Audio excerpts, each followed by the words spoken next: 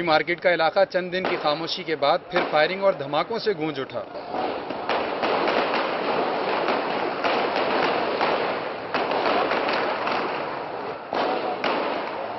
मुश्तिल अफराद ने तोड़फोड़ और फायरिंग करके कारोबार बंद करा दिया, पथारों को आग लगा दी। पुलिस बख्तरबंद की मदद से दाखिल हुई तो मुसल्लह अफराद ने इस पर भी दस्ती बम से हमले किए।